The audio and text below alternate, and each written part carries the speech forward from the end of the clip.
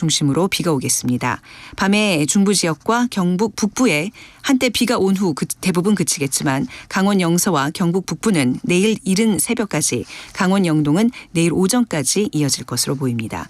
내일까지 예상되는 비의 양은 경기 북부와 강원 영서 북부, 강원 영동은 5에서 20mm고 그 밖에 대부분 지역은 5mm 안팎입니다. 비가 내리는 지역에는 우박이 떨어지는 곳도 있겠습니다. KBS 1라디오 저녁 종합 뉴스 아나운서 최원정이었습니다.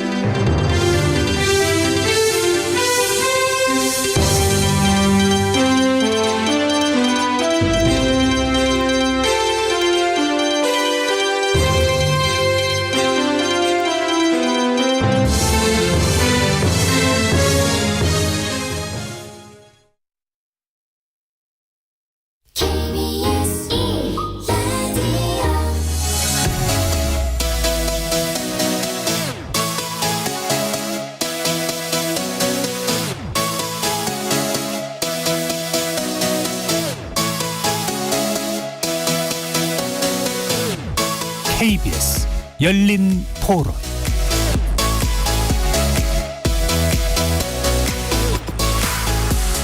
안녕하십니까. KBS 열린 토론 정준희입니다.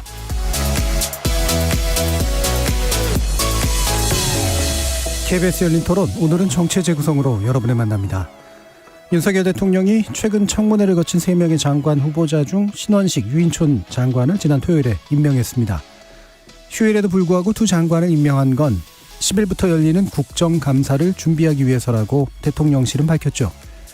하지만 국회의 동의 없이 이루어진 18번째 임명 강행에 대해 야당의 반발은 커지고 있습니다. 게다가 청문회 파행을 빚은 김행 여가부 장관 후보자 임명 여부가 또 하나의 뇌관이 되고 있죠. 내일부터 시작될 국정감사를 포함한 여야의 대치전선, 정치의 재구성 일부에서 이야기 나눠보겠습니다. 2부에서는 이틀 앞으로 다가온 강서구청장 보궐선거와 여야의 총선 전략에 대해 분석해보려고 하는데요.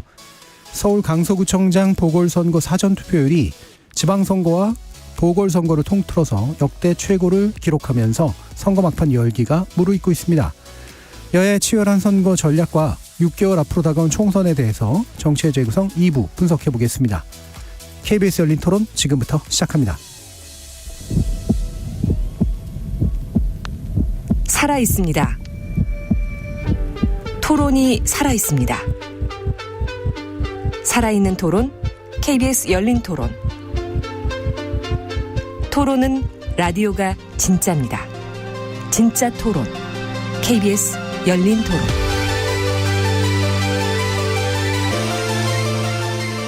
정치를 보는 색다른 시선, 정치의 재구성 함께해 주시는 네 분의 논객 소개해드립니다. 이기인 국민의힘 경기도의회 의원 나오셨습니다. 네, 안녕하세요. 이기인입니다. 하헌기 전 더불어민주당 상근부대변인 나오셨습니다. 안녕하세요. 하헌기입니다. 김주루 변호사 함께하셨습니다. 네, 안녕하세요. 김주두입니다. 최수영 시사평론가 자리해 주셨습니다. 안녕하세요. 최수영입니다. KBS 열린 토론 문자로 참여하실 분은 샵 9730으로 의견 남겨주십시오. 단문은 50원, 장문은 100원의 정보 용도가 붙습니다. KBS 1라디오 모든 프로그램은 유튜브를 통해서도 함께하실 수 있습니다. 자, 지난 휴일에 윤 대통령이 이제 두 명의 장관 후보자를 장관으로 임명했습니다. 신원식 장관 그리고 유인촌 장관인데요. 어느 정도 예상은 됐습니다만 또 여야의 반응은 예상대로 또 엇갈리고 있죠. 전반적인 평가를 한번 일단 들어볼 텐데요. 두 당의 의견을 먼저 좀 들어보겠습니다. 먼저 야당 의견 먼저 주실까요? 하헌기 부대변인. 뻔한 얘기겠지만 전 비상식적인 인사라고 생각합니다. 예전에 노회찬 의원께서 이런 비유를 했는데 폭주적 물리고 나서 과속 음주운전자 왔다 이런 얘기 비유로 막 했거든요. 좀 비슷하다고 생각합니다. 최수근 상병 사망 사건 수사 외압 의혹이 있던 이종석 국방부 장관 물러가니까 그 자리에 중대장 시절에 병사 사망 사건 조작 의혹이 있던 신원식 장관이 들어간 건데, 이 외에도 이분이 보면은 최우선의 국가와 국민을 놓는 게 아니라 정권을 놓는 듯한 그런 발언들이 많이 있지 않습니까? 12.12 쿠데타는 나라를 위한 거다라든가 문재인 모가지 따는 거, 이런 얘기들 굉장히 부적절한 언사들이 건 거거든요. 이런 사고방식을 가진 사람은 국방부 장관 하면 안 돼요. 그래서 저는 비상식적인 인사를 했다 생각하고요.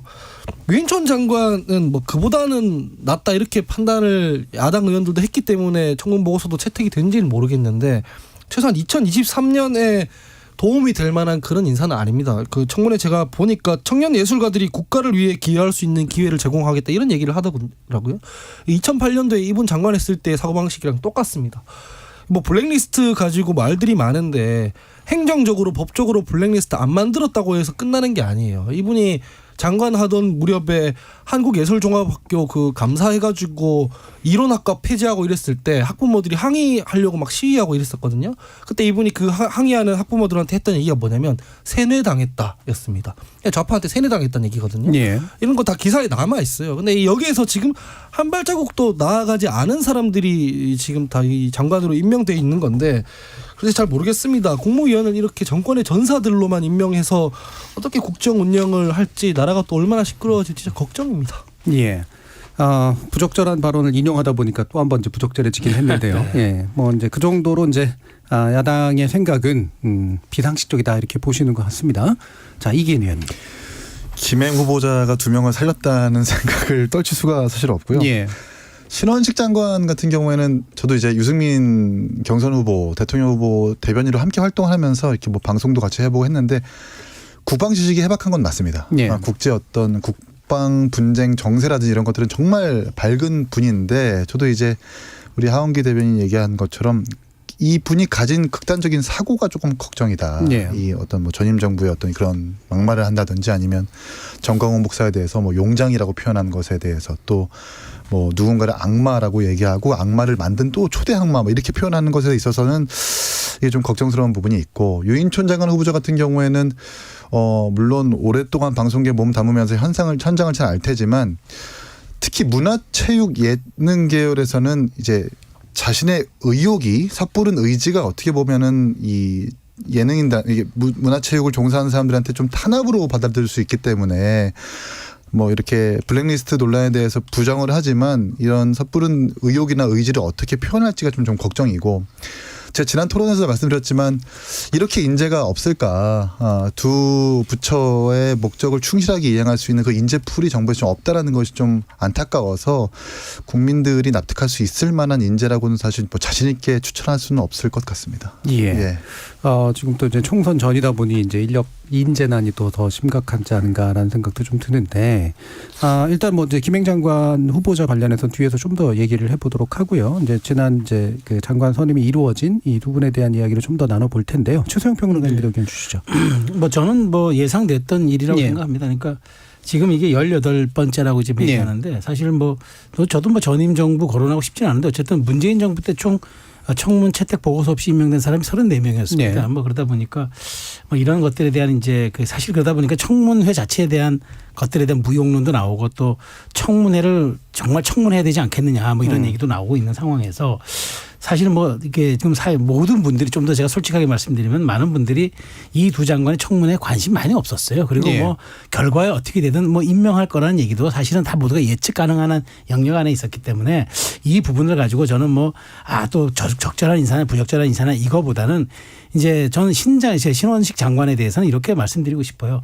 정말 사석에서 했던 말들에 대한 그 부담이 공적인 영역으로 왔을 때 얼마나 본인을 옥죄이고 또 본인에 대한 평가를 정말 그 엇갈리게 하는지에 대한 그 뼈저리게 체험했을 겁니다. 그렇기 때문에 정말 본인 우리 이기는 잘 지적하셨지만 정말 그런 해박한 뭐 군사 지식과 또 야전 경험도 있고 그다음에 정책 정보 통도 되기 때문에 지금 이런 여러 가지 동아시아 좀 어지러운 지금 국제 상황 속에서 특히나 지금 뭐 중동전도 발발한 상황에서 우리도 정말 예외가 아니라는 이런 불안감들이 있을 때 그런 어떤 말하자면은 잘 그 갖추어진 군사에 대한 그 군사 지식에 대한 리더로서 잘 이끌어주길 바라는 거고 그다음에 정말 저는 그래서 청문회 자체 내 청문회에서는 그나마 조금 좀 태도랄까 그런 입장들을 조금 좀 낮은 자세로 했던 것 같아서 좀 그나마 좀 다행이라고 생각하고요. 그다음에 유인촌 장관은 그렇습니다.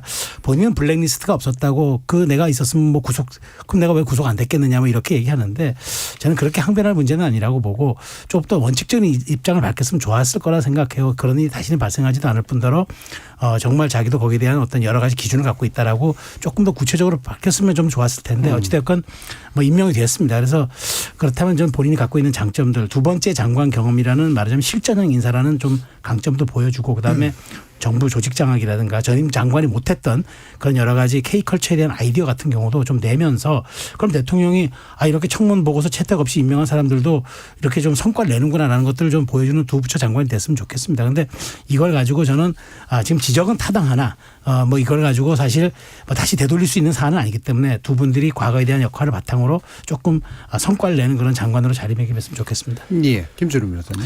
근데 이제 했던 얘기 겹치지 않는 선에서 좀 말씀드리면 34명이었나요? 그 문재인 정부 때 그 임명 동의 없이 이제 채택된 청문 보고서 없이 지명된 장관급 인사였는데 지금 18명이니까 추세상 문재인 정부 기록은 돌파를 할 것 같습니다. 아니면 33명에서 멈출라나요? 그게 앞으로 3년 반 동안 이제 한번 지켜볼 하나의 관전 포인트라는 생각이 좀 들고, 이게 지금 미국처럼 뭐 장관급 인사 상원 인준이 필요하잖아요. 그러니까 현재 그 우리가 이제 제왕적 대통령제라며 하면 결국 이제 인사권 부분인데 이대로 괜찮은 건지에 대한 논의가 좀 우리 사회에 필요한 게 아닌가라는 게 하나 있을 것 같고요.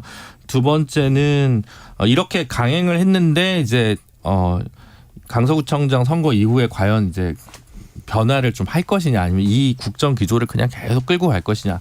설사 내년 총선에서 여당이 패배하더라도 이 기조를 그냥 쭉 가져갈 것인지, 아니면 조금 한번 되돌아볼 것인지를 좀 지켜봐야겠다라는 생각이 저는 좀 들고요.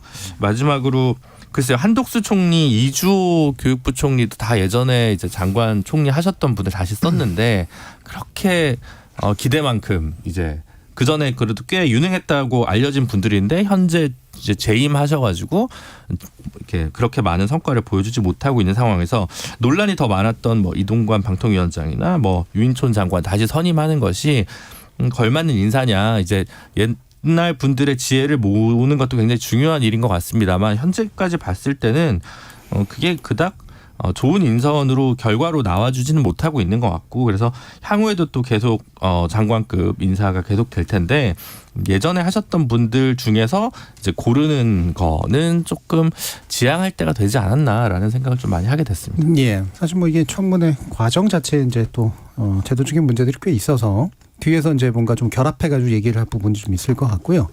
자, 이렇게 사건의 중심은 김행 후보자입니다.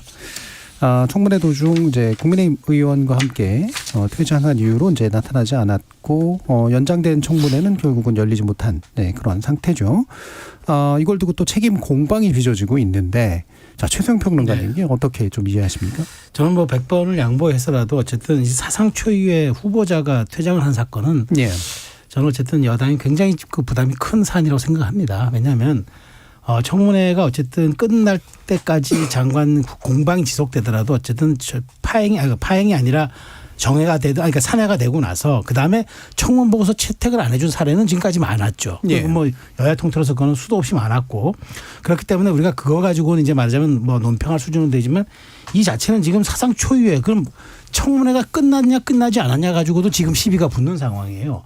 그래서 지금 대통령실에서는 뭐 이 여기에 대한 거취를 얘기 못하는 거죠. 청문회가 끝났는지 끝나지 않았는지 정확한 국회법상의 정의도 없고 여야의 주장이 엇갈리는 만큼 저는 이 부분에 대해서는 앞으로, 그래서 저는 이 김행 장관 후보자에 대한 여당의 부담이 굉장히 크다고 봐요. 더더군다나 그래서 지금 선거가 그 강서구청장 보궐선거가 11일 아니겠습니까? 예.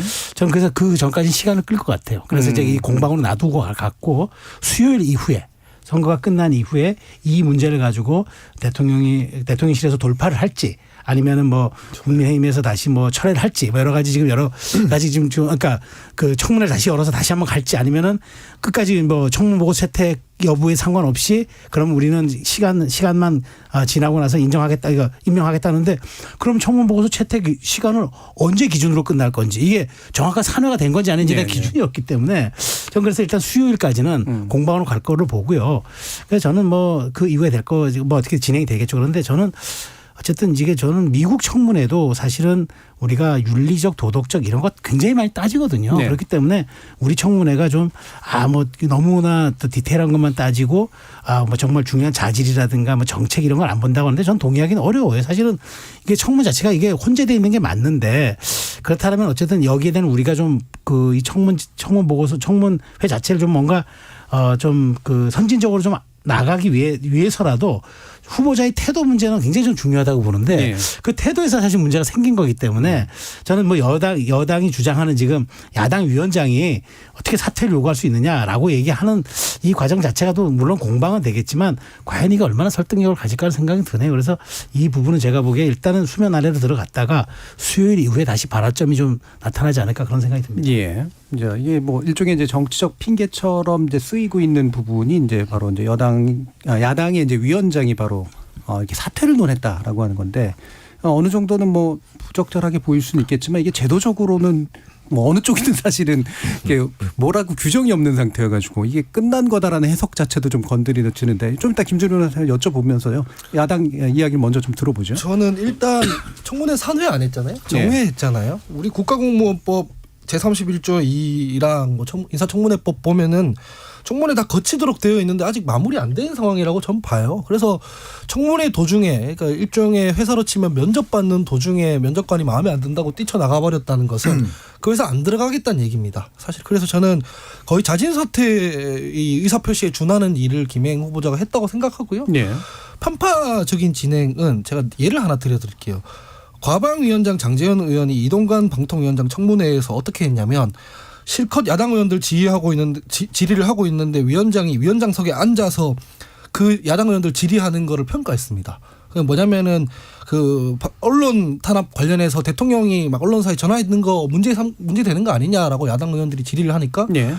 뭐 대통령이 그 전화 좀 할 수도 있지 그게 왜 문제냐 이런 걸 위원장석에 앉아서 했어요. 예. 그리고 마지막에는 자기가 7분 발언을 얻어가지고 자기도 과방위원장이 아니라 과방위원으로서 질의를 한다면서 그 위원장석에 앉아서 질의를 이어나갔습니다. 예.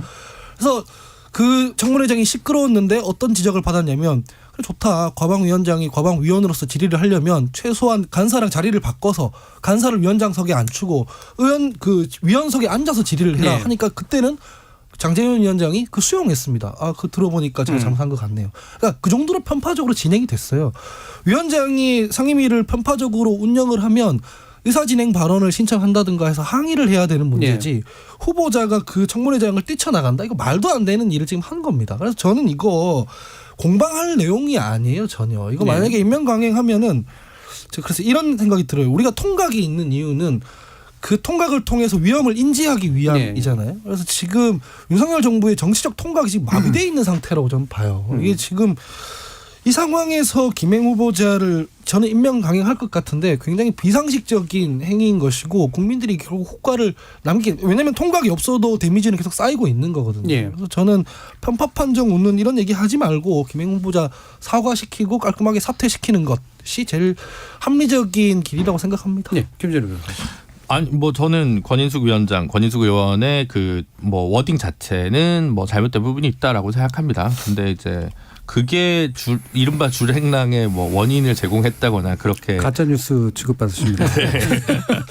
중도 퇴장하신 부분에 대해서 이제 그걸 납득할 수 있는 정당한 사유로 작용하기는 어렵다고 좀 생각을 하고요. 그래서 물론 최수영 평론가님 말씀은 그런 것 같습니다. 이제 강서구청장 선거를 만약에 여권이 이기면 그냥 강행을 할 것이고 만약에 아니면 진다면 다른 판단을 용산에서 고민하지 않겠냐라는 정도로 저는 받아들였고 뭐 그럴 거라고 예상이 좀 많이 됩니다만 그렇게 이른바 뭐랄까요 이렇게 좀 간을 본다랄까 그런 거 하기보다는 이 되게 언론의 추이를 좀 예민하게 봤으면 좋겠습니다. 사실은 김행 장관 청문회 중간에 이제 퇴장한 것에 대해서는 조선일보마저 이제 비판적인 목소리를 높였거든요. 이 정도 상황이 됐으면 이거는 그냥 지명 철회 쪽으로 가닥을 잡는 게 정상적인 정무적 기능이라고 생각하고 그거를 뭐 지명 자체가 잘못됐다 안 됐다를 떠나서 후보자가 청문회 대하는 태도가 공직자로서 고위공직자로서 마땅치 않기 때문에 이제 물리는 게 맞는 것 같습니다. 정권 초기만 해도 뭐 본인 의사였지만 뭐 공정거래위원장 논의됐던 송홍열 교수라든가 아니면 뭐 정호영 보건복지부 장관 후보자라든가 사퇴하는 경우들이 좀 있었습니다. 근데 최근에 굉장히 강경 드라이브로 용산이 그 기조가 바뀌면서 이제 무조건 가는 걸로 좀 바뀐 것 같거든요. 근데 국민의 목소리를 수용하는 것과 그게 꼭 이제 무슨 뭐 무릎 꿇는다고 좀 생각하시는 것 같아서 그런 태도를 좀 바뀌어야 되는 것 같고 근데 법적으로는 되게 해석하기 좀 어렵습니다. 이게 진짜 산회된 건지 종결됐다고 봐야 되는 건지 뭐 요거에 대해서는 저도 뭐 이게 꼼꼼히 따져봐도 좀 알기 어려운 부분이 있겠습니다만 예를 들면 이게 이렇게 했을 때 종결이 안 됐는데 지명을 강행한 경우에 그 하자가 인정되더라도 그 하자를 이유 삼아 지명이 무효화될 수 있냐 그렇게 판단하기는 좀 어렵다는 측면에서 종결되지 않았지만 그 하자만으로는 지명은 나중에 사후적으로 그냥 용납하지 않을까 법원 입장에서 보면 그런 생각입니다. 예, 꽤 멀리까지 예상을 해주셨는데 지금 이제 국민의힘이 이제 밝히고 있는 바로는 청문회가 정해됐고 김 후보자가 국회에서 여야 간 의사일정 합의에 따른 청문회 재개를 기다렸다라고 주장을 했는데요.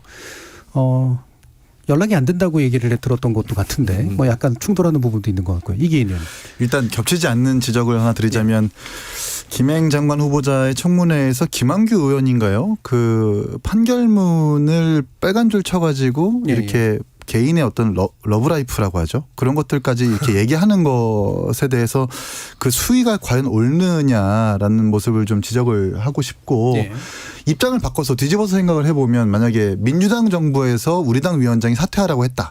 그러면 민주당 의원들도 아마 들고 일어날 겁니다. 그리고 파행을 분명히 유도를 하겠죠. 그런데 다만 차이가 있다라고 한다면 피청문자 그러니까 장관 후보자를 끌어내려고 밖으로 끌어내려고 하지는 않겠죠. 그런 선례도 없고. 근데 지금 모든 분들이 잊고 있는 건 장관 후보자도 문제지만 그것을 끌어내려고 하는 우리 당 의원이 문제인 겁니다. 지성호 의원이 갑자기 나가가지고 일어서서 나갑시다라고 해가지고 갑자기 장관 후보자가 득달같이 자료 챙겨가지고 바깥으로 나가거든요.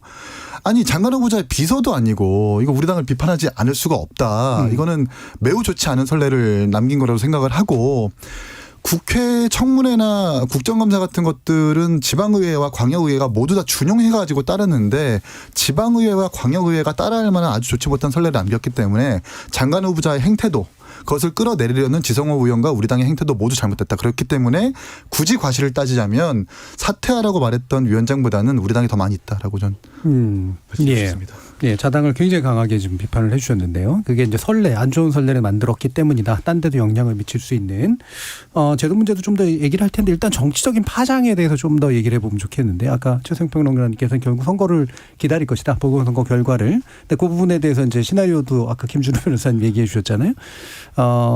어떻게 판단을 하십니까? 이게 선거 결과에 정말로 이제 의존될 만한 요소가 있는 건가? 만약 그렇다면 그게 뭔가?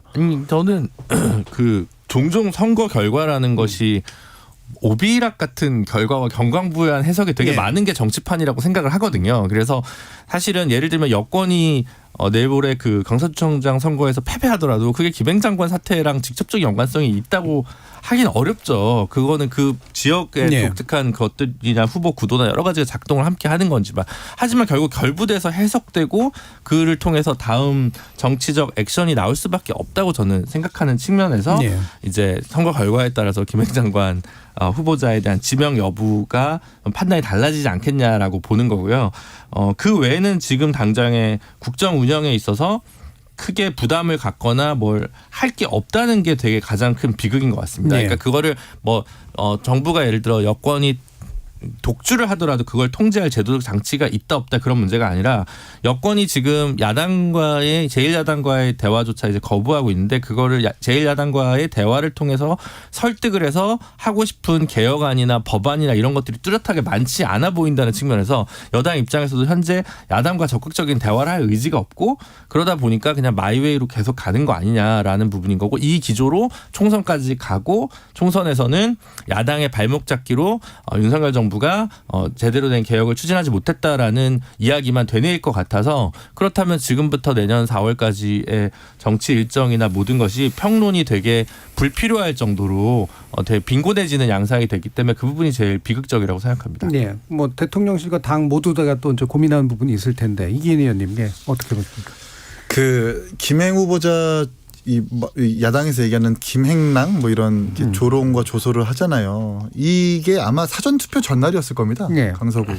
지금 SNS들을 보면 쇼츠나 이렇게 잠깐 나오는 클립 영상으로 봤을 때 그걸 조롱하는 콘텐츠들이 무수히 많이 지금 양산되고 있고 많은 젊은 사람들한테 이렇게 확대되고 있어요. 저는 오히려 사전투표율이 높다라는 것은 투표를 별로 안 하려고 하다가도 그런 모습들 보면서 이 사람도 도저히 안 되겠다. 투표로 심판해야 되겠다는 영향이 적지 않게 분명히 있지 않았을까라는 생각을 하게 됩니다. 예, 최성근. 저는 그러니까 지금 이런 말씀이잖아요. 그러니까 뭐 제한적인 그 지방자치단체장의 보궐선거가 무슨 대통령이 임명하는 장관의 지명 철회 여부 무슨 상관이 있느냐라고 얘기를 하는데 이제 그러기엔 이 팔이 너무 커졌어요. 뭐 양당 공이 지금 총력전 하고 있지 않습니까? 지금 뭐 국민의힘 같은 경우에는 전 의원들이 가가지고 인증샷 보내라고 할 정도고 이재명 대표가 본인이 안 간다고 해서 선거에 뭐 혹시 악영향이 끼쳐서 안 오는 것 아니냐 얘기하니까 오늘 바로 가서 지금 유세하지 않습니까? 지금 양당이 명운을 건 총력전을 폈는데 이게 어떻게 그냥 한 자치단체장 선거입니까? 우리가 평론하거나 분석할 때는 맥락상 그게 본질이라고는 얘기는 하지만 실제 이미 정치는 파장의 영역이기 때문에 이게 걷잡을 수 없이 커져버렸어요. 그런데 여기에서 표가 뭐 어느 정도 승패가 나도 승패도 중요하지만 표 차이도 중요하겠죠. 근데 표 차이로 많이 졌어요. 국민의힘 많은 졌다. 그러면 여기에 대해서 어떤 액션이 안 나옵니까? 근데 바로 이게 첫 사례가 지금 이렇게 돼 있다는 거죠. 근데 국민의힘이 이겼어요. 근소가 차지만 이겼어요. 이겼다면은 민주당의 발목 잡기와 여러 가지 어떤 그 정치적인 어떤 부담을 줬던 행위에 대한 국민의 어떤 그 선택이라고 또 볼 수 있지 않겠습니까? 그렇다면 여기에 대한 또 적절한 또 말하자면 행위가 나올 수 있는 거죠. 그렇기 때문에 저는 이제 물론 이게 또 법적으로도 김준호 변호사님 굉장히 고민해서 얘기하셨지만 또 지금 선거가 공방 중인 와중에 이게 정확하게 끝났다 안 끝났다를 규정할 수 없는 상황이다 보니까 저는 이제 수요일까지 간 데다가 선거 결과에 따라서 이 문제가 연동될 수밖에 없다라고 생각이 되고 또 강서구청장 보궐선거에 따라서 그다음에 바로 5개월 반 후에는 총선입니다. 그런데 여기에서 우리가 어떤 쇄신이라든가 어떤 결과에 대한 반응을 보이는 이른바 그런 어떤 정치가 행위를 할 때 줄 수 있는 카드들이 몇 개 제한적이기 때문에 이게 중요할 수밖에 없다고 제가 말씀을 드리는 거고 저는 그런 측면에서 놓고 보면은 이제 오늘 이제 이재명 대표의 마지막 유세가 이 판을 좀 더 키웠던 이제 사례가 될 것 같은데 어쨌든 김행 후보자에 대한 문제는 이제는 사실 본인의 손을 떠난 것 같고요. 이제는 제가 보기에 국회보다도 오히려 선거 결과에 따른 국회 논의와 협상 과정이 이제 김행 후보자의 명운을 가르지 않을까 저는 그렇게 생각합니다. 정치적 파장에 대해서. 예, 우리 존경하는 최소영 평론가님의 아주 상식적인 전망이고 제가 좀 비상식적으로 전망을 하자면 아마 강서구청장 선거에서 좋은 결과를 내지 못하면 국민의힘이 대통령은 이렇게 생각할 것 같아요. 이 국민의힘 문제다. 내 문제가 아니라 국민의힘 문제다. 그렇기 때문에 우리는 밀리면 안 된다. 그래서 김행 후보자는 임명을 강행할 테고 국민의힘을 어떤 식으로든 바꿀 만한 고민을 하지 않을까 저는 그런 생각을 합니다. 그래서 별로 이 강서구청장 선거 결과와 김행 후보자 지명 사이에서는 크게 연동되는 어떤 정치적 행동을 하지 않을 것 같다라는 게 이제 제 생각입니다. 지금까지 봐온 대통령의 행보가 그렇습니다. 사실 그 한국인의 정치적 자아 중에 가장 강한 게 뭐냐면 우리 무시하지 마라예요. 제가 지난 정부에서 내리 3번 패배할 때 느꼈던 게 그런 거거든요. 그러니까 민주당 너희 너무 막 간다. 이런 생각을 유권자가 그 당시에 하고 있는 것 같았어요. 그게 저희 입장에서는 상임위를 다 뭐 독식이라고 하나요? 다 우리가 위원장을 차지하는 맥락이 분명히 있었음에도 불구하고 유권자는 뭐 힘 실어주니까 너무 너희 마음대로 막 간다. 그리고 보궐선거도 당신들이 잘못해서 냈고 당원에는 그럴 때는 후보 안 낸다고 해놓고 뭐 자유한국당 탓하면서 또 후보 내고 너희 막 간다. 이게 인물이 어떻게 됐든 선거 구도가 어떻게 됐든 여기서 제어를 한번 해야겠다라고 유권자가 생각을 했었다고 저는 느끼거든요. 지금 저 강서구청장 선거 보면 딱 그런 생각이 듭니다. 이번에 김행 후보자 같은 경우에도 뭐 위원장이 사퇴하라는 말을 그게 문제라고 하지만 그 전후 맥락을 보면 이게 무슨 욕설 때문에 생긴 것도 아니고 김행 후보자의 자료를 제출해달라고 하는데 자료를 제출 안 해주니까 그럴 거면은 공직 어떻게 수행하냐 사퇴하시라 이 맥락이거든요. 그러니까 저는 그 일련의 이 문제가 있다고 보더라도 위원장의 발언 자체도 김행 후보자가 막 나가서 생기는 문제라고 본단 말이죠. 그러니까 국민의힘이 당정이 일체돼서 이렇게 막 가고 있고 유권자를 무시하고 있는데 이건 총선까지도 아마 계속 이렇게 갈 거다라고 생각합니다. 그 비상식적 전망이라고 한 건 스스로의 비상식성을 얘기하는 건 아니신 것 같네요. 비상식적인 무엇인가를 전망했습니다. 그러니까요.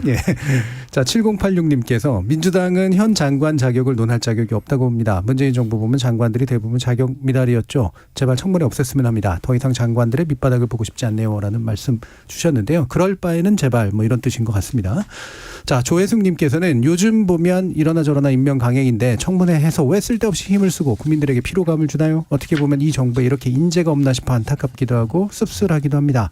기대가 없는 정부 정말 참담합니다. 라는 말씀 주셨습니다. 방향이 서로 좀 다른 이야기였습니다만 공통적으로 청문회 무용론이 나왔는데요. 이거를 얘기하기에는 시간이 너무 조금 남았고요. 사실 이제 제도적인 문제는 실제로 임명 강행이 이루어지는 좀 보고 또 다음 주에 한번 논의해봐도 좋을 것 같고 국정감사 이야기를 하면서 좀 일부를 정리해볼까 하는데 국정감사가 이제 내일부터 시작이 되지 않습니까? 이게 뭐 이번 국회에서 이제 마지막 국정감사이기도 하고요. 어느 부분에서 좀 지켜보고 계시는 영역이 있는지 요거는 김준우 변호사님 먼저 좀 말씀 주실까요? 죄송한데 저는 이번 국정감사에서 별로 지켜보지 않으세요? 그러니까 저는 사실 두 개 보고 있는데요. 하나는 예산 배분 어떻게 할 거냐. 각 지역마다 이제 수건 사업 해가지고 현역들 뭐 여야를 가릴 것 없이 좀 이른바 나눠먹기 예산이든 지역 발전주의 예산이든 이걸 해가지고 다음 총선 때 유리한 국면을 차지하기 위한 부분에 조금 그 마음에 더 많이 가고 있다라는 게 하나가 보이는 것 같고요. 두 번째는 오히려 정기국감 이후에 지금 그 뭔가 미뤄진 쟁점들이 국정감사 이후에 미뤄진 쟁점들이 어떻게 법안들도 있고요. 대법원장 지금 임명 부분도 있고 대법원장 지금 이균용 대법원장 후보자 부결 이후에 그 이후에 어떻게 할 거냐라는 이야기도 있지만 사실은 유남석 헌재소장도 11월 초면 임기가 끝납니다. 그리고 또 대법관 2명 임기가 1월에 또 끝나요. 그래서 요거는 전부 다 국회 동의가 필요한 부분이고 그렇기 때문에 장관 후보자와 다르기 때문에 요 부분이 상당히 사법부의 최고법관이라고 불리우는 분들에 관한 인선이 서너 장, 4장 카드가 남아있다는 건 굉장히 좀 큰 일이 될 거라는 거고 그다음에 이번에 지난주 이제 그 정기국회에서 몇 가지 법안들이 좀 통과가 되지 않았습니까? 뭐 가덕도 법안도 통과되고 뭐 여러 가지가 됐는데 지금 뭐 노조법이나 방송법 같은 경우는 또 한 번 유예를 시켰습니다. 그거 어떻게 될 건지. 그다음에 선거법 지금 어떻게 될 건지 또 오리무중이 돼버렸거든요. 근데 그게 사실은 국정감사 동안에 기본적인 난타전 이후에 본 라운드가 11월에 준비돼 있지 않나 이런 생각을 좀 많이 하고 있습니다. 물론 지금도 야근하면서 지금 국회 보좌진들은 모두 국정감사의 성과를 내기 위해서 엄청 고생을 하고 계신데 정치적인 파급 효과는 국정감사보다는 그 뒷것들에 더 비중이 실리지 않을까라는 생각입니다. 자, 그러면 두 당의 얘기 좀 나중에 들어보고요. 최성 평론가님도 포인트 한번 짚어주시죠. 네, 저는 이번 국정감사가 이제 사실은 지금 여야의 최대 빙하기에서 치러지는 국정감사거든요. 근데 이게 또 마지막 국정감사 아닙니까? 그러니까 의원들의 속내가 좀 엇갈릴 것 같아요. 그러니까 여러 가지 이제 공천이라든가 뭘 이제 그 말하자면 그러니까 유권자들이나 국민의 주목을 끌기 위해서는 과거에 퍼포먼스가 많았잖아요. 뭐 동물들도 막 데려다오고 한탕 이른바 우리 한탕질이라고 하는 거 있었는데 제가 보기에 그건 많이 사라질 것 같아요. 왜냐하면 그렇게 해서 주목을 끄는 게 중요한 게 아니라 지금은 당 지도부의 눈길을 끌어줘야 되는 상황 그런 시기가 돼버렸어요. 제가 빙하기라 표현한 거는 이미 이제 여기서 뭘 접합점을 찾거나 온당하게 정부가 얼만큼 예산 결산을 잘 했는지 아니면은 그동안에 뭐 여러 가지 우리가 좀 드러낼 것은 없는지 이걸 보는 게 아니라 정파적으로 정치적으로 아주 쟁점이 되거나 핫하거나 이런 걸 끄집어내서 누가 공세를 잘 펼칠 것이냐가 지도부의 정말 그 말하자면 픽이 되거나 혹은 인정을 받는 그런 상황이 되기 때문에 저는 그런 핫한 이슈들 찾아낼 것 같아요. 뭐 야당 입장에서는 분명히 김건희 여사에 대해서 맹공을 할 겁니다.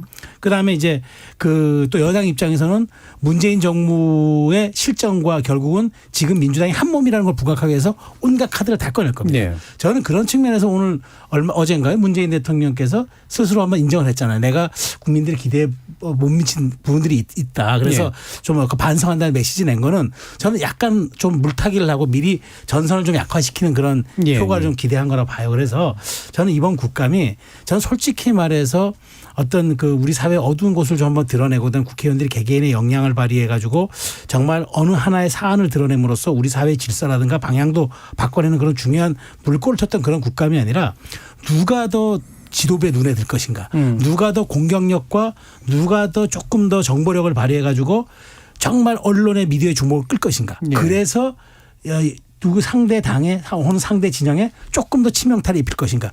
이거에만 골몰하는 국감이 될 것 같아서 뭐 저는 제 예측이 좀 틀리길 바라지만 불행하게도 맞을 가능성이 매우 높다고 생각합니다. 네, 알겠습니다. 자, 그럼 결국 이제 뒷부분의 말씀을 들어보면 현 정부의 문제를 실책을 부각시키는 국감이냐 아니면 현 정부가 열심히는 하고 있으나 여전히 과거 정부의 어떤 그늘에 의해서 이제 벗어나기가 힘든 상태이기를 부각시키는 방식이 될 것이냐. 자, 요 싸움이 될 거다라고 보시는데. 저도 최수영 평론가님의 그 불행한 예측이 맞을 것 같아요. 사실은 이게 왜 우리 요새 뉴스 보면은 어느 의원실에서 어느 부처의 자료에 따르면은 이렇더라 이런 그 단신 기사들 제가 들어오기 전에도 났던데 국회에서 이 10월에 국감을 하지만 사실은 준비는 8, 9월 달부터 하거든요. 예. 잘 하는 방은 9월 1일부터 9월 31일까지 하루에 하나씩 보도 자료가 막 나옵니다. 그래서 10월 달에 보도 자료를 토대로 해서 이 실질적으로 국감이 작동이 되기 시작하는데 이번에 9월 달에 제가 보도자료를 본 게 별로 없어요. 지금 최근 들어서 몇 개가 나오고 있긴 하지만 9월 달에 우리 뭐 있었는지 보면은 체포동의안 전국이 있었고 해서 그 정치적인 어떤 큰 정무적 이벤트들에 묻혀서 국감이 제대로 준비됐는지 실무자적 시선으로 봤을 땐 걱정된 부분이 있거든요. 네. 근데 사실 아이템들은 많이 있지 않습니까? 그 양평 고속도로 문제라든지 잼버리라든지 오성 지하 참사라든지 이런 것들이 많이 있는데 제가 조금 걱정되는 부분은 야당 의원님들이 욕심 부릴까 봐 걱정이에요. 네. 이를테면은 9월 달에 차근차근 자료를 모아서 준비를 안 했을 경우에는 그 질의할 때 말이 세지는 경우가 있어요. 또 말이 세지면은 보통 역풍을 맞을 수 있고 예전에 왜 한동훈 장관 인사청문회 할 때 실수해가지고 오히려 저희가 더 우스꽝스러워졌잖아요. 네. 그래서 저는 좀 원칙에 입각해서 너무 그 정치적으로 아까 최수영 평론가님 말씀하셨던 것처럼 공천권자 눈에 들려고 하지 말고 입법부로서의 원칙으로 돌아가서 행정부를 견제하는 데 집중하는 국감이었으면 좋겠다라는 생각입니다. 예. 불행한 예상은 그러나 맞힐 것 같다. 그러나 그렇게 예측을 부릴 것 같다는 게 이제 제 예상입니다. 예, 이계인 의원님. 아무래도 이제 총선 전에 일어나는 국감이기도 하고 윤석열 정부 집권 2년 차에 일어나는 국감이다 보니까 공천을 위한 창과 방패가 네. 아주 심하게 대립될 것이다라는 말씀을 예견을 좀 하고 싶고 저도 하원기 부대변인 말씀에 적극 동의하면서 제가 꼭 다뤘으면 하는 국감 소재들을 좀 말씀을 드리는 게 차라리 좀 실은 좋은 것 같아서 예. 이번 달 말에 또 할로윈데이가 있는데 이태원 참사 관련해 가지고 진짜 안전대책이 진일보했느냐 예. 그리고 그때 당시 서울시와 용산구에서 조금 유명무실하게 운영했다고 했는데 그 자치경찰에 대해서 다중운집 행사가 조금 더 예산이 반영됐다거나 진짜 다중운집 행사가 한 번 더 있을 수가 있는데 안전대책이 제대로 마련이 됐느냐를 예. 좀 다뤘으면 좋겠다는 말씀을 드리고 전기차가 보급 확대되면서 지금 전기차까지 급발진 사고가 이어지고 있고 근데 국내에서 단 한 건의 사례도 기업이 인정한 사례가 없다고 해요. 이런 것들을 좀 들어봤으면 좋겠고 그리고 또 지금 이스라엘과 하마스 이 분쟁이 있어가지고 얼마 전에 우리나라에 동결됐었던 8조 원의 금액 예. 이게 뭐 원유대금이라고 하는데 이게 뭐 이란에서 전쟁 자금으로 쓰였다는 의혹까지 지금 국제적으로 뉴스에 나온다는 거 아닙니까? 이런 부분들 그러니까 국민들이 정말 국제 정세에 맞게 또 민생에 맞게 궁금해하는 것들에 대해서 좀 초점을 맞추면 좋겠는데 지금 벌써부터 뭐 영부인 뭐 옷이 어떻다는 등 뭐 해외 순방 돈이 얼마 들었다는 등 이런 걸 증인으로 채택하고 좀 논쟁을 하려고 하는 거 보니까 이번 국감도 사실 좀 물 건너간 것 같다라는 생각이 듭니다. 역시 정책과 디테일에 관심이 많으신 이계인 의원께서 중요한 부분을 짚어주셨으나 그 부분이 잘 안 떨어질 것 같다라는 우려까지도 좀 더해주셨네요. 자, 일부를 통해서 지금 이제 청문회 이후에 이제 장관 임명 과정들에 관련된 이야기 좀 짚어봤고요. 또 국정감사에서 어떤 부분들을 주목할 것인가 또 예상 전망까지도 해봤습니다. 1부는 이 정도에서 마치고요. 이어지는 2부에서 이제 막 닥친 보궐선거 문제 좀 더 이야기 나눠보고 이게 이후에 이제 그 각 당의 지배 체제와 총선 전략에 어떤 영향을 미칠까도 자세히 말씀 나눠보도록 하겠습니다. 여러분은 지금 KBS 열린 토론과 함께하고 계십니다. 토론은 치열해도 판단은 냉정하게 복잡한 세상을 바꾸는 첫걸음은 의외로 단순할지도 모릅니다. 평일 저녁 7시 20분 당신을 바꾸는 질문 KBS 열린 토론 정준희입니다. KBS 열린 토론 정치 재구성 김주루 변호사, 하헌기 전 더불어민주당 상근부대변인, 이기인 국민의힘 경기도의회 의원 그리고 최수영 시사평론가 이렇게 네 분과 함께하고 있습니다. 자, 이제 강서구청장 보궐선거는 사전투표는 마쳤고요. 이제 본투표가 진행이 좀 있으면 될 텐데 이틀 앞으로 다가왔죠. 아까 뭐 여러분들께서 언급해 주셨듯이 상당히 중요한 전국 단위 선거처럼 이렇게 받아들여지는 그런 상황이 됐습니다. 전반적인 판세는 어떻게 보고 계신지를 먼저 좀 그럼 얘기해 보시면 어떨까 싶은데 최재형 평론가님. 네, 뭐 사실 전반적인 판세는 국민의힘이 처음부터 불리했죠. 예. 불리하니까 김기현 대표가 후보 안 하려고 사실 한 거죠.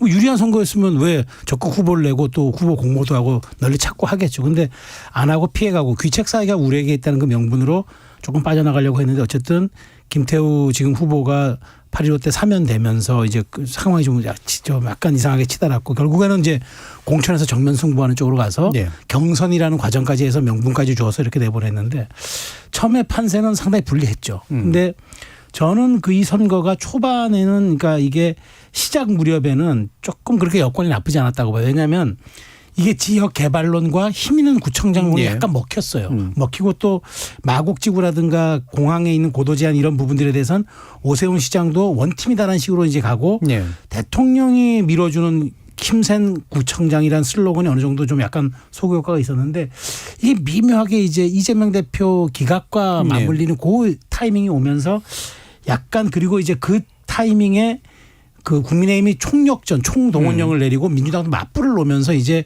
말하자면 힘 있는 구청장 대 그다음에 그 국민의힘이 주장하는 이른바 철새 구청장. 이게 이제 맞부딪히는 상황이 좀 유리했을 텐데 이게 희석이 돼버린 것 같아요. 네. 희석이 돼버리고 지금은 강대강으로 이게 지금 정권 심판이냐 아니면 정권 말하자면 국정 안정이냐 이게 지금 후반 구도가 프레이밍이 이렇게 되고 구도 싸움이 변질돼 버렸으면 예. 이거는 여권에 유리한 그 케이스는 아니죠. 다만 그래서 이게 이제 뭐 여권 전반적으로 지금 좀 이따가 이제 투표율 얘기도 하겠습니다만 그래서 이게 사전 투표율이 매우 이례적으로 높은 사안이 온 것 같고 해서 저는 지금 이 상태로 가면 야권의 우세가 조금 예상은 되는데 그럼에도 불구하고 여권이 근소한 차로 네. 이 왜냐하면 좀 기형적 투표율이 있기 때문에 저는 여권의 근소한 차 승리거나 야권이 이긴다면 조금 여유 있게 이기는 이 두 오히려. 가지가 한번 겹치는 사안이 아닐까 싶은 생각이 듭니다. 예. 그러니까 애초에 초기 구도는 당연히 여권에 불리했다. 예. 그러나 이제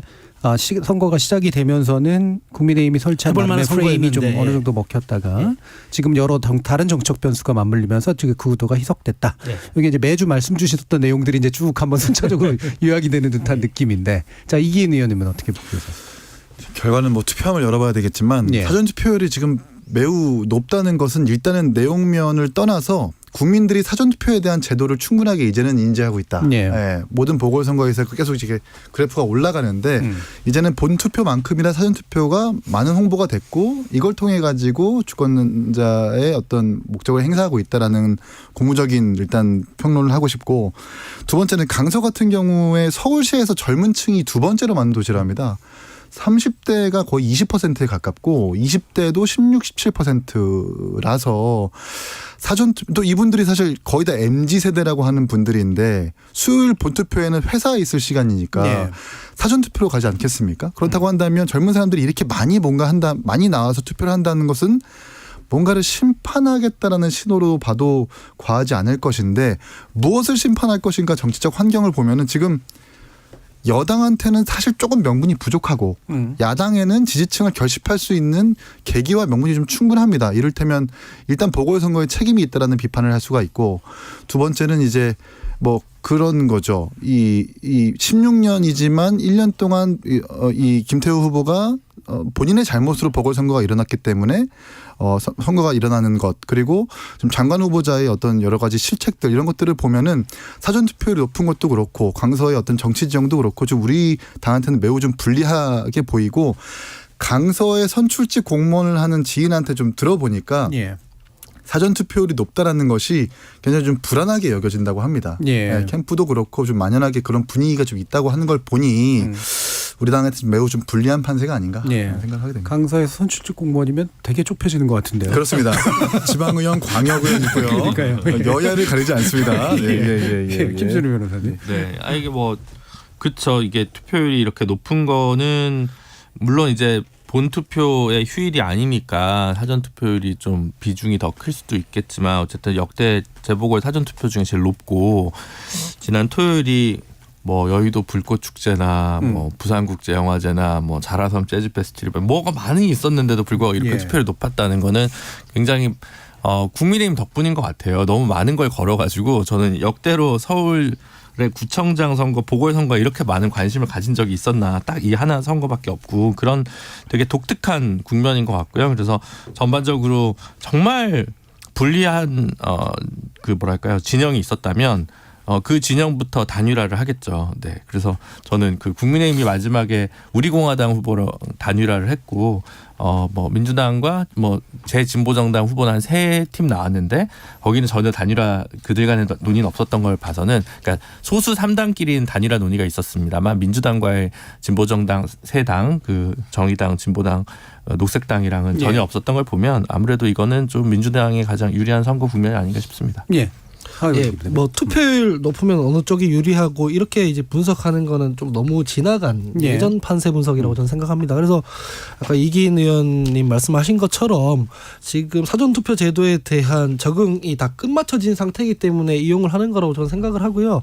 투표율이나 뭐 이런 것들은 사실 그때 정치적 판세랑 연동돼서 봐야 된다고 저는 생각을 하는데 지금 지난주에도 말씀을 드렸지만 샤이 워머가 있다 이렇게 얘기하는 층은 사실 선거에서 불리하기 때문에 그러는 거예요. 선거에서 투표장에 자기 지지층들을 불러내려면 신나게 만들어야 돼요. 상대편에 대한 심판론을 불을 지피고. 근데 샤이 뭐뭐가 있다는 것은 우리 당 지지해달라고 하기 부끄럽다는 얘기잖아요. 어디 가서 말을 못한다는 얘기거든요. 그러면 투표장에 잘 안 나와요. 막상 투표장에 나오면 그분들이 우리 당 찍을 것이다라는 말 자체가 사실 성립이 안 되는 것이고 그리고 뭐 아까 말씀 잘 해주셨지만은 행안부 인구 통계 보면은 강서구의 평균 연령이 44세이고 3040만 합쳐보더라도 3040, 50만 합쳐보더라도 60대 이상보다 2배나 더 많아요. 예. 이런 것들로 보면은 뭐 세대 결집을 한다고 쳤을 때도 아마 민주당 핵심 지지층이 더 많이 나올 거기 때문에 좀 야권에 유리할 것이고 또 하나 사람들이 잘 짚지 않는 문제가 있는데 강서구가 전세 사기 관련해 가지고 굉장히 타격을 많이 받은 지역입니다. 28만 가구 중에 한 14,000건 정도가 이 전세금 미반환에 지금 놓여 있다고 하거든요. 네. 그분들에 대해서 국토부 장관이나 이런 분들이 어떻게 했는지를 한번 잘 돌아보시면 됩니다. 이게 주가 조작 사기나 어떤 보이스피싱이랑 이런 것도 국가가 책임져야 되냐 이런 식으로 말하고 뭐 여권 지도부에서도 되게 부적절하게 이 어디 유족들 빈소 가서도 말하고 막 이랬던 것들이 다 지금 누적돼 있거든요. 그래서 전 되게 큰 정권 심판 선거가 될 것이다라고 생각합니다. 예. 그래서 투표율 가지고 이제 얘기가 나왔습니다만 이게 이제 약간 지나간 분석 방식이다라고 보시는 부분도 있는데, 그 사전 투표율이 아마 지난 이제 대선이나 지방선거 거치면서 보면 오히려 이제 양쪽에 굉장히 강한 지지세를 가지고 있는, 그러니까 지지 성향을 가지고 있는 분들이 기선 제압용으로 먼저 해버리는 이런 게 그 부분들도 좀 보이는 것 같기도 하고 그래서 총 투표까지도 한번 이제 염두에 두고 봐야 될 것 같은데 어느 정도 좀 예상하고 계신지 한번 좀 말씀 주실까요? 네, 사실 저는 40%한 예상을 했거든요. 그런데 이 상황이라 그러면은 조금 넘을 수도 있지 않을까 좀 보는데 근데 이게 꼭 뭐 야권에 유리하다 저는 이거 동의하지는 않아요. 왜냐하면 이제 그 사전 투표 자체가 말씀하셨다시피 이제 분산 투표의 효과를 이제 가지고 이것이 이제 일반 좀 루틴화돼 있는 이제 말하자면 이제 관행적으로 이제 좀 굳어지고 있는 그런 투표 양상이 되는 것 같아서 여기에 대한 과도한 뭐 청년층이 결집했다 혹은 뭐 분노 투표다 이렇게 좀 의미 부여하는 건 제가 좀 시기상조라고 보고 오히려 거꾸로 이런 것이 자꾸 미디어를 통해서 전달되며 또 요즘에는 5060 세대분들이 기존의 레거시 미디어뿐만 아니라 유튜브 통해서도 많은 정보를 접하잖아요. 그러다 보니까 이게 위기감을 느껴가지고 혹은 본투표장에 또 더 많이 대거 나가는 그 효과들도 있을 수 있어요. 이분들은 연령적으로 놓고 보면 뭐 직업적으로 꼭 이제 9 to 6, 그러니까 꼭 출퇴근을 하지 않아도 되는 그런 분들이 있을 수 있다 그러면은 저는 본투표에 대한 효과도 있을 수 있기 때문에 뭐 여러 가지 정황상 야권이 좀 유리하고 여권이 불리하지 않겠느냐는 예상은 하고 있지만 저는 이 부분은 본투표율까지 가봐야 되는데 저는 40%가 넘으면 무조건 민주당이 유리하다? 전 그렇게 지금 분석에 동의하지 않아요. 그래서 오히려 거꾸로 여기에 또 그 김포공항 주변에는 좀 노화된 측면에는 거기는 이제 좀 많은 5060 세대 이웃분들이 거주하고 계시거든요. 그분들이 많은 분들이 이제 국민의 지지층으로 분류되고 있기 때문에 그런 분들이 또 본투표장에 와서 좀 투표를 한다 그러면 저는 40%를 넘길 거다. 그러니까 40%가 넘어가면 무조건 민주당이 이길 것이라는 그런 분석에는 이제 좀 동의하기 어려운 그런 상황이 돼 가지고 어쨌든 이제 이틀 남았잖아요. 실수하지 않는 쪽이 조금 유리하지 않을까. 이제는 예. 뭐 득점하기보다는 뭐 특별 이른바 선관위 관계자들이 뭐 실언한다거나 혹은 이제 뭐 투표 그러니까 그 유세 현장에서 어떤 사건이 벌어진다거나 이런 식의 어떤 말하자면 변수 관리를 해야 될 그런 타이밍에 접어든 것 아닌가 그런 생각이 듭니다. 예. 일단 최평강님은 40% 초반까지도 예상해 주셨는데 그게 반드시 또 야당이 유리할 건 아닌 것 같다라는 부언까지 주셨는데 그럼 관련된 얘기 더 들어보면서 전망까지 주시면서 사실 민주당은 이번에 이제 이 대표가 이제 드디어 이제 현장에 모습을 보이기 시작했는데 이런 게 나름대로 가속 요인이 될지도 그렇지 않을지도 한번 말씀 주시죠. 저는 별로 영향 없다고 생각합니다. 당 대표가 자당 후보 뭐 지원 요새하는 건 그냥 당연한 일이라고 생각을 하는데 그걸 가지고 뭐 이렇게 뭐 유불리 평가하는 것 자체가 전 좀 어색하다고 생각하고요. 투표율이랑 이게 실제로 유불리랑 연동되는 건 옛날식 판세 분석이라고 제가 말씀드린 이유는 예전에는 젊은 층이 투표를 좀 덜 하고 노년층은 꼬박꼬박 뭐 새벽에도 나와서 뭐 하다가 투표를 하고 뭐 이러는 분들이다라고 하니 투표율이 많이 나오는 경우에는 젊은 층이 투표를 했다는 얘기고 뭐 젊은 층은 좀 진보 성향이니까 투표율이 높으면은 민주당이 유리하다. 네. 이런 전통적인 판세 분석이었는데 지금은 그게 해체가 됐습니다. 젊은 층이라고 해서 뭐 꼭 민주당 지지해주는 분들 아니지 않습니까? 그래서 저는 그런 식으로 투표율로 보는 게 아니라 실제로 지금 다른 여론조사라든가 정치적 상황이랑 한번 다 엮어가지고 볼 필요가 있다고 생각하는데 20대 30대들이 지금 보면은 현 정부라든가 이를테면 김태우 후보라든가 이런 분들한테 별로 시선이 좋지 않아요. 이거는 민주당에 대한 판단과 별도로 그렇게 있는 것이거든요. 그렇기 때문에 이게 예전처럼 투표율이 뭐 높으면은 누가 더 유리하고 더 이렇게 분석하기보다는 이 사람들이 유권자로서 어떤 정치적 자아가 지금 자극되고 있는지를 잘 봐야 돼요. 그래서 뭐 지금까지 광서구 선거랑 관련하여 나오는 모든 이슈 파이팅이나 이슈 같은 것들을 보면은 정책이나 이런 게 하나도 없어요. 예. 결국 김태우 후보자가 적절하냐 적절하지 않느냐, 김태우 후보자의 말 실수가 온당하냐 아니냐, 여당은 그거를 방어하기 급급하고 이렇게 흘러가고 있거든요. 이런 사람들이 결국 선거운동에서 할 수 있는 게 뭐냐면 주변에 몇 명한테 전화해가지고 흡수하는 게 다예요. 그 뭐 당의 지역위원장들한테 얘기해가지고 뭐 밥 먹게 하고 이렇게 선거하는 게 다거든요. 이런 식으로 흘러가는 것 자체가 이미 너무 불리한 것이고 이런 식으로 선거 전개가 양상이 이런 식으로 전개돼서 유리하게 흘러갔던 적이 제가 경험해봤을 때는 한 번도 없었다라고 예. 생각되기 때문에 예. 별 이변 없이 갈 것 같습니다. 예. 그럼 최종 투표율 그래도 한 40%까지는 보시나요? 저는 40% 좀 넘어갈 것 넘어갈 같아요. 것 같다. 왜냐면은 오히려 보수 지지층에서 별로 안 나올 것 같아요. 그렇기 때문에 뭐 지난번 지방선거처럼 51% 막 이렇게까지는 안 될 것 같고 좀 투표 의지를 상실한 분들은 예전에 저희 지방선거에서 호남에서 투표를 예. 낮았잖아요. 비슷하게 흘러가면는 한 40% 안팎이 되지 않을까라고 생각합니다. 김준호 변호사. 저는 40도 높다고 생각하는데요. 네, 38%여도 이상하진 않다고 생각하는데 그 투표율 자체가 큰 영향을 주는 그런 집안은 지금은 아닌 것 같다라는 생각에는 동의합니다. 그러니까 노무현 대통령이 2002년에 당선됐을 때랑 2007년에 이명박 대통령이 당선됐을 때 투표율이 뚝 떨어졌어요. 그래서 그때 한번 그 표차가 왜 이렇게 많이 나느냐 가지고 이제 투표율의 분석을 처음으로 집중을 했던 거고 2007년에서 2008년 총선 넘어갈 때도 투표율이 뚝 떨어져 가지고 민주당의 전통적 지지층이나 전통적인 민주당 혹은 진보정당 지지층이 투표장에 안 나왔다라는 것이 굉장히 중요한 요소가 됐는데 2012년 대선이 2007년보다는 훨씬 더 높은 투표율로 나타났지만 그럼에도 불구하고 박근혜 후보가 이겼단 말이죠. 그때 되면서부터 투표율 자체를 놓고 얘기하는 것들은 조금 그 의미나 이런 것들이 좀 줄어든 것 같습니다. 하지만 그게 이제 그 흐름상 관계가 있을 때가 있습니다. 왜냐하면 지난 대선이랑 지방선거는 간격이 되게 좁았는데 지방선거에서는 되게 대선에 비해서는 훨씬 투표율이 낮았고 이건 분명히 여당한테 되게 유리할 거다라는 거는 충분히 예상 가능한 거였거든요. 그래서 투표율이 중요할 때 있고 안 중요할 때 있고 그때에 따라서 사전 투표율의 비중이 중요할 때 있고 안 있고 이거는 이제 그때그때 좀 다른 부분이 있고 어쨌든 그렇습니다만 저는 전반적인 판세나 전반적인 여론조사 결과들에 있어서 뭔가 뭐 보더라인에 걸려 있다거나 굉장히 뭐 경합이라거나 이런 수치들을 많이 보지 않았기 때문에 이번 선거에서 투표율 자체가 크게 결과를 좌우지하지 않을 것 같다. 이게 무슨 뭐 20몇 %나 30% 이하 투표율이라면 모르겠는데 일면 30%는 넘어갈 것이 명약 관화해 보이기 때문에 차이 그 결과에는 크게 영향을 주지 않지 않을까 저는 그렇게 조심스럽게 예측하고 있습니다. 예. 자, 이계인 의원님.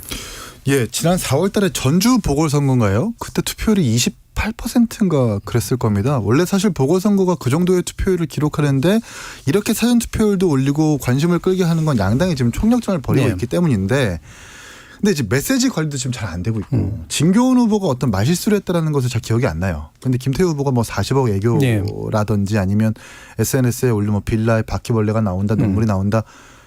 아니, 빌라 사는 사람들도 표를 얻고 빌라 사는 사람들도 행복할 수 있는데 그런 메시지 관리도 안 될 뿐더러 네. 지금 오늘 이재명 대표가 가가지고 저는 사실 굉장히 수위가 높은 비난 메시지를 낼 줄 알았는데 검찰 2글자 내지는 윤석열 3글자를 넣지 않았더라고요. 네.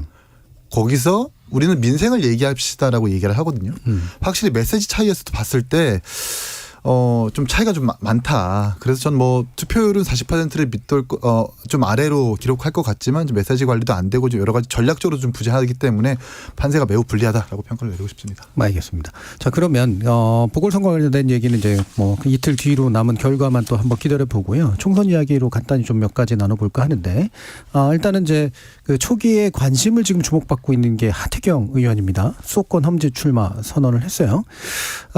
이게 이제 나름대로 또 여당 안에는 이제 이른바 물갈이라든가 중진의 어떤 재배치 이런 데 영향을 미치지 않을까라고 많은 분들이 예상을 하시는데 실제로 그럴 거라고 보시는지 김지민 변호사님.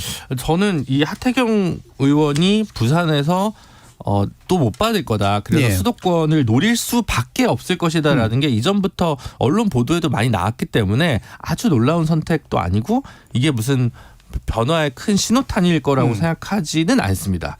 근데 다만 호흡이 생각보다 빠르다. 라는 생각에 저는 좀 주목하고 있거든요. 근데 예. 제가 이게 보수 정당 쪽에 안테나가 별로 없어서 혼자만의 생각, 뇌피셜 이른바 그런 걸까봐 좀 조심스럽긴 하는데 지난번에 조정훈 의원이나 뭐 그 기타 뭐 민주당 출신 인사들 영입한 부분도 그렇고 하태경 의원이 뭐 발표하는 것도 그렇고 뭔가 한 호 빠르게 김기현 대표가 뭔가를 가져가고 있다는 생각이 들거든요. 그러니까 예. 강서구청장 선거 결과에 긴박당하지 않은 상황에서 수도권에서의 중도 외연 전략이나 수도권 경쟁력 강화 전략을 위해 당대표가 최선을 다하고 있다라는 시그널을 좀 보내고 싶어서 좀 강하게 미리 압박을 한 게 아닌가라는 생각을 좀 하거든요. 그래서 그런 측면에서 봤을 때 김기현 체제가 강서구청장 선거와 관계없이 그냥 간다. 는 것을 좀 저는 짐작해 하는 어떤 한 장면이라고 좀 본 거고요. 그리고 부산은 그 중진 차출이 적어도 부산 지역을 기준으로는 별로 소용이 없어 보입니다. 왜냐하면 초선이 아마 9명인가 15명 국민의힘 의원 중이거나 성향 의원 중에 15명 중에 9분이 초선인데 오히려 초선부터 물갈이가 더 될 가능성이 되게 높다고 보여지는 점에서 이른바 뭐 영남 중진이 차출돼서 수도권에 되는 것에 이제 신호탄이다. 이렇게 좀 보여지기는 아직 좀 예단하기는 어렵지 않을까 이런 생각입니다. 하태경 의원의 그간 스타일로 봐서는 압박받았다고 움직일 것 같진 않고. 물론 본인이 그렇죠. 이제 예. 동일 지역구 3선 이상 출마 금지법을 본인이 법안 발의를 했기 예. 때문에 자신의 정치적 소신이다라고 얘기를 하는 건 있고 지금이라도 빨리 하지 않으면 수도권 공천조차 못 받겠다라는 예. 생각을 본인이 하셨을 수 있는 자가 발전일 수도 있겠습니다만 조금 빠르다는 느낌을 받아서 국정감사 이후가 아니라 이전이라는 예. 부분에서는 조금 이례적인 것 같긴 합니다. 네. 거기 하태경 의원님의 눈치 스타일이긴 한데. 자, 이기현 의원께서는 혹시 안테나가 있으신지 한번 또 얘기 들어볼까요? 뭐 안테나라기보다는 네, 매우 저는 시의적절하고 모범적인 사례이다. 지금 우리 당 입장에서는 봤을 때 하태경 의원이 사실 우리 텃밭 전통적인 지지층이 있는 텃밭의 국회의원이지만 수도권 젊은 사람들이 가장 민감하게 생각하는 이슈들을 가장 빠르게 찾아내고 그런 것들 시원하게 해결해내는 의원 중에 한 명이거든요.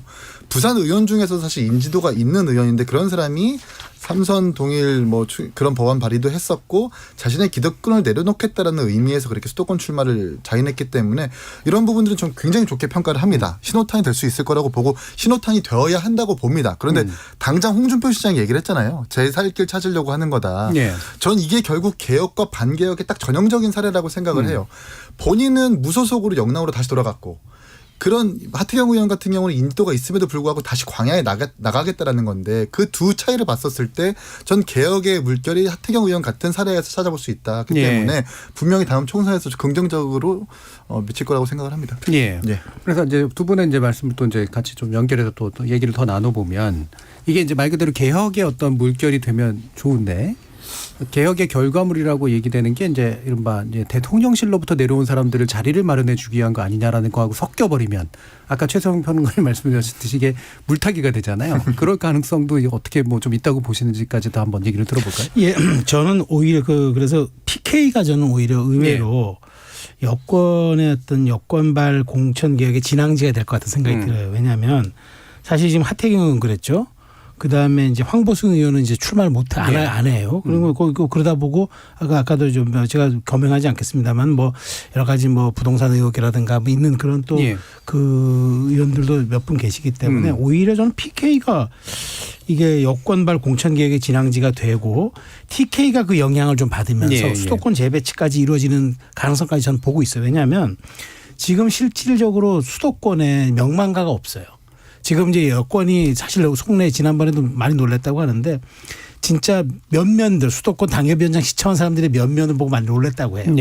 이제 그 좀 약간 충격이 있었다고 보는데 그런 측면에서 놓고 보면은 이제 수도권에서는 결국 이제 한강 벨트가 매우 중요한데 이런 분들이 전진 배치되면 일단은 인지도가 있고 그다음에 쌓아왔던 어떤 그런 정치적 구력이 있기 때문에 저는 이제 그 자체가 상품화되고 그다음에 어떤 사람들과 매치업을 시키고 그다음에 주변 사람이 어떤 식으로 시너지를 내는 후보들을 병렬 배치하느냐에 따라서 저는 굉장히 영향력이 있다고 보는데 그렇게 된다 그러면 이제 좀 아까 말씀드린 대로 자 대통령실에서 전략 공천을 하고 싶은 사람들 그럼 부산으로 대거 내려가냐? 그렇게 가기는 또 좀 쉽지 않아 보이는 게 이게 워낙 텃밭이란 말이에요. 그래서 저는 이제 그 마지막 고민을 할 것 같아요. 그러니까 제가 얘기하는 사람들을 빼와서 여기에 좀 전진 배치시키고 병렬 배치 그거는 가능한데 그러면 그 빈 곳에 어떻게 그 투입할 것이냐. 왜냐하면 그렇게 돼버리면은 정말 저는 공천이라는 게 그 지난번 김무성 대표가 그런 얘기를 한번 했었잖아요. 이제 여권에서 남은 과제가 이제 중요한 건 본인들이 뼈 아프게 경험해 왔으니까. 공천에서의 그 정말 말하자면 내부 파열음은 그건 정말 최악이거든요. 그건 필패, 그건 가장 큰 우선순위이기 때문에 저는 그 부분을 과연 어떻게 용산 쪽에서 관리해내고 김기현 지도부랑 좀 이렇게 여러 가지 좀 상품성 있는 사람과 개혁성 있는 사람과 이런 것들을 어떻게 좀 조화롭게 배치시키느냐. 저는 어쨌든 PK로부터 진앙지는 될 것 같은데 그럼 이것을 어떻게 포장해내느냐가 여권의 최대 관심사가 될 것 같아요. 하원기 부대변인. 저는 뭐 하태경 의원 선택에 관련해서는 그 소위 용 꿈꾸는 사람으로서 아주 적절한 선택이라고 생각합니다. 대선 주자잖아요. 어쨌든 그렇기 때문에 이거 쉽지 않은 선택을 한 건데 이거는 평가해야 될 일이라고 생각하고요. 너무 그 우리 당에서도 뭐 공천 때문에 그랬다 이렇게 폄훼 안 했으면 좋겠습니다. 그리고 이게 이 좀 릴레이처럼 이어지면 좋겠지만 그 국민의힘의 중진들 봤을 때는 안 이어질 것 같아요. 저희 당 같은 경우도 그랬습니다. 그 왜 송영길 좀 희화화됐지만 송영길 대표 불출마 선언했고 그 전에는 우상호 의원 불출마 선언했고 최근에는 홍익표 원내대표가 성동 내려놓고 서초로 험지로 갔고 이랬지만 그게 이어지지 않았어요. 그 개별적인 선언에서 끝나버렸거든요. 그 정도로 총선에서 이해관계라는 게 자기 살 길 다들 중요하게 생각하기 때문에 이게 좀 그 정풍처럼 이어지진 않을 것 같아요. 국민의힘에서도. 근데 이어진다고 한들 그게 과연 국민의힘에 좋은 일인지도 한번 생각해 볼 필요가 있어요. 그러니까 영남에 있는 의원들이 수도권에 오면 수도권 유권자들이 과연 좋아할까? 하태경 의원 같은 경우에야 워낙 그 대중정치를 하는 스타일이니까 모르겠는데 영남에서 정치하는 분들 스타일이 수도권에서 적응을 잘 못하거든요. 그래서 그걸 가지고 여당에서 이 어레인지를 한다고 해서 그렇게 마냥 유리하지만은 않을 거예요. 차라리 앞에 계신 이기인 의원님이나 젊은 분들 수도권 정서에 잘 맞추는 젊은 사람들 많지 않습니까? 그 사람들한테 마음의 문을 좀 열고 합리적으로 결정을 하는 게 중요해 보이지 지금 있는 영남 의원들 차출하다시피 해가지고 수도권에 배치하고 이렇게 해서 총선이 유리해지진 않거든요. 그래서 저는 하태경 의원의 선택은 평가할 만한데 이게 크게 뭐 다음 어떤 정치적 파장으로 이어지진 않을 것 같다라고 생각이 듭니다. 그러니까 이제 그 부산에 저는 그 최태형 평론가님 말대로 이제 대대적인 공천 개혁이 있을 것 같은데 잘리는 게 전부 초선일 거라는 생각이라는 거죠. 아니면 물론 서병수 의원 있습니다만 서병수 의원 6선이신가요? 근데 서병수 의원이 갑자기 지금 서울 출마는 안 할 거고 그럼 남은 중진은 저 이현승 의원이랑 장제원 의원밖에 없어요. 장제원 의원이 서울 출마한다고 하면 의미가 있을 수는 있겠죠. 그러니까 당락 부당락을 떠나서 여권에서 뭔가 살신성인과 헌신이 있다. 그렇게 하면서 예를 들면 그러면 대구에 있는 윤재욱 원내대표나 추경호 부총리도 서울 출마하겠다. 이렇게 가면 모르겠는데 네. 주호영 의원도 서울 가겠다 이렇게 얘기하면 모르겠는데 뭐 말도 안 되는 소리를 하고 있냐라고 저한테 쳐다보시고 계시잖아요.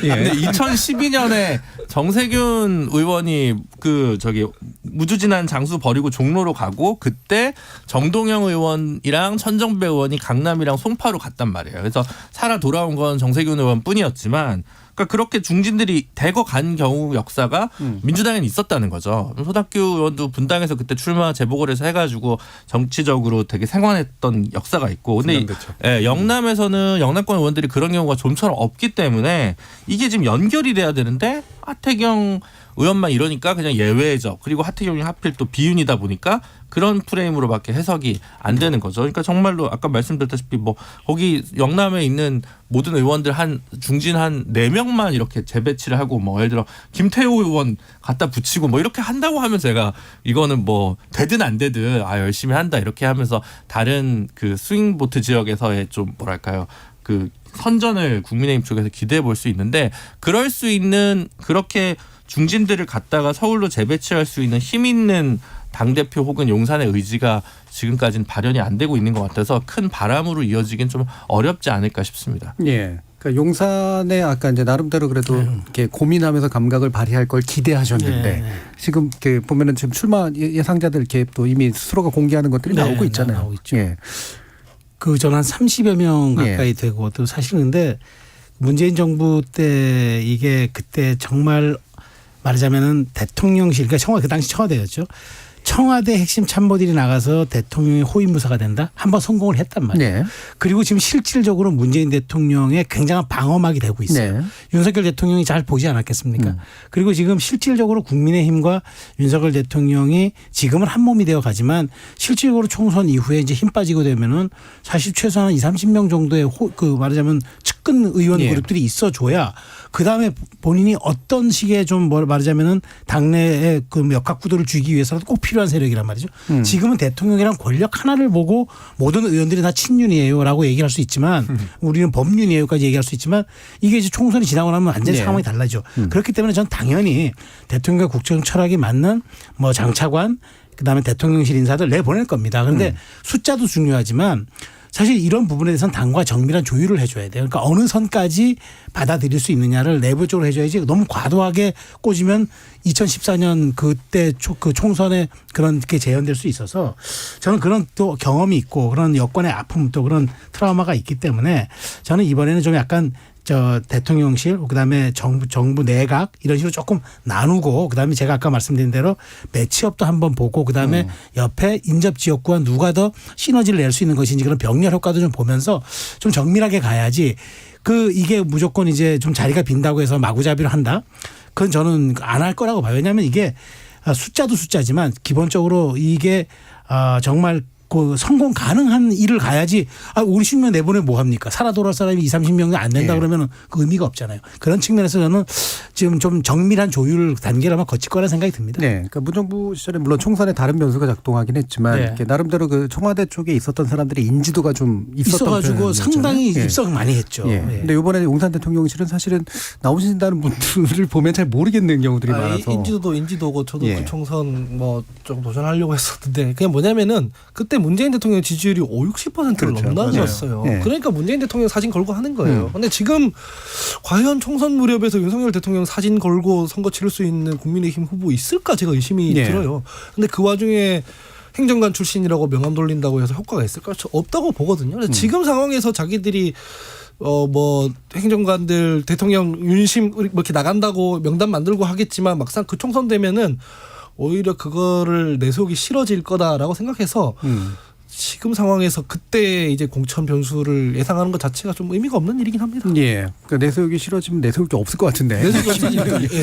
결국 이제 전략 공천 아니면 경선인데 청와대 그러니까 대통령실 입장에서 봤을 때 본인들과 함께 뜻을 맞춰서 일을 했던 사람들을 국회의원으로 만들어야 훨씬 더 후반기 국정 운영에 더 힘을 받을 거라고 생각을 하기 때문에 TK, PK 이 텃밭 지역에다가 경선을 안 시키고 전략 공천을 해달라고 당에 지시를 하겠죠. 그러면 어떤 결과가 나오느냐? 2016년인가요? 이한구 비대위원장이 부렸던 그 공천의 칼날 전 어게이 이양구 사태가 충분히 일어날 수 있을 거라고 생각을 합니다. 예. 예. 그렇다면 꽤 파동이 일어날 가능성이 있다. 그렇습니다.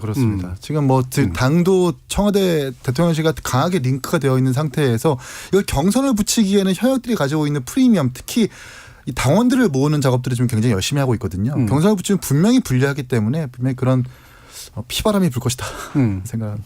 짧게 말씀드리면은 저는 어쨌든 지금 많이 의혹이 있고 인원이 있어도 결국 이게 대통령 지지율하고 연동되어 있는 사안이에요. 그래서 이 부분을 정부적으로 판단 안 할 수 없기 때문에 그것까지도 저는 판단해서 아마 조율이 이루어지지 않을까 조심스럽게 저는 그렇게 전망합니다. 예. 네. 자, KBS 열린 토론 정치의 재구성 월요일 코너 이것으로 모두 마무리할까 하는데요. 오늘 함께해 주신 네 분, 최수영 시사평론가, 이기인 국민의힘 경기도의회 의원, 하헌기 전 더불어민주당 상근부 대변인, 김주루 변호사 모두 수고하셨습니다. 감사합니다. 감사합니다. 자, 우재우님께서 나는 이런 현수막을 보고 싶습니다. 독거노인 반찬 배달하고 지역 아동 공부방 수업과 등하교 교통정리, 새벽 골목길 청소를 했습니다. 공천 주석이보다 국민이 억울하고 실망하지 않도록 양심을 지키고 부끄러운 일 하지 않았습니다. 라는 말씀도 주셨네요. 자, 지금까지 KBS 열린 토론 정준이었습니다.